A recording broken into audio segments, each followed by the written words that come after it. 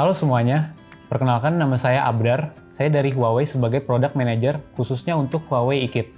Jadi pada kesempatan kali ini saya ingin menjelaskan mengenai portofolio Huawei eKit di bagian wireless LAN. Jadi di wireless LAN kita memiliki dua produk. Yang pertama ada access controller dan juga ada access point. Nah, di sini kita memiliki access controller untuk model AC650-256 access point yang bisa memanage sebanyak 256 access point tanpa perlu license tambahan. Di WAC ini kita dapat melakukan berbagai konfigurasi seperti konfigurasi SSID, AP group, dan juga setting channel yang akan digunakan baik di frekuensi 2,4 maupun di 5 GHz. Dan masih banyak fitur lainnya yang dapat kita konfigurasi.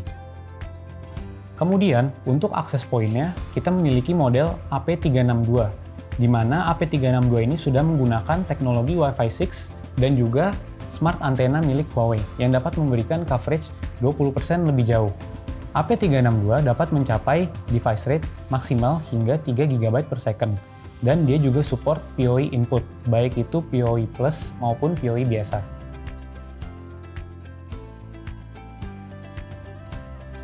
Oke, sekarang kita masuk ke dalam menu web management dari WAC. Jadi di dalam web management WAC, di sini kita bisa melihat summary dari wireless network-nya.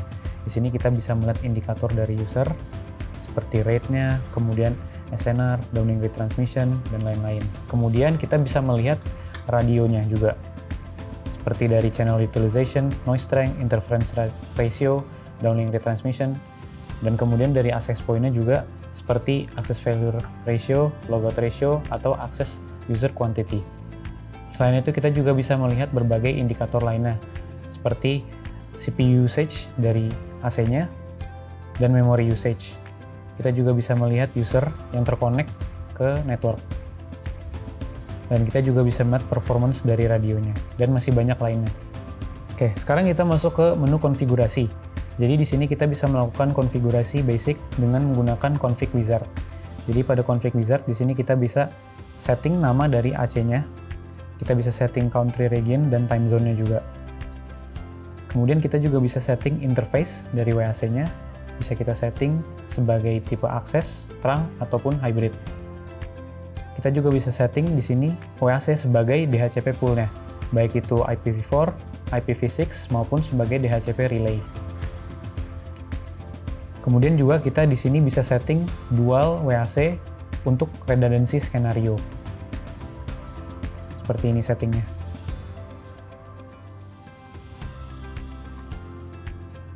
Kemudian kita juga bisa melakukan setting IP dari AC agar bisa didiscover oleh access point. Setelah kita sudah melakukan setting untuk AC-nya, kita juga dapat mendiscover AP yang sudah terhubung ke dalam network dan sudah menyala posisinya melalui menu AP going online. Nanti di sini kita bisa melihat list access point yang sudah nyala dan terkonek dengan network. Di sini kita juga bisa memilih authentication mode dari AP-nya menggunakan MAC address, SN, ataupun tanpa autentikasi. Kita juga bisa membuat grup AP untuk memberikan segmentasi dari access point. Setelah melakukan konfigurasi pada AP going online, kita juga bisa melakukan konfigurasi SSID melalui WAC, melalui menu wireless service. Di sini kita bisa klik create, kemudian kita isi nama SSID-nya, sebagai contoh tes, kita isi service VLAN ID-nya 1. Di sini kita juga bisa menambahkan security atau password-nya, ada beberapa jenis, menggunakan key, portal, .1x, WAPI, ataupun kita open. Kemudian di sini kita bisa bind SSID-nya ke dalam satu AP group.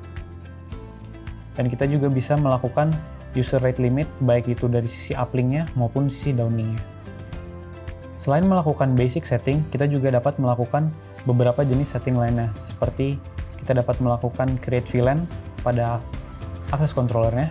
Kemudian kita juga bisa melakukan radio planning channel configuration pada frekuensi 2,4 GHz maupun frekuensi 5 GHz.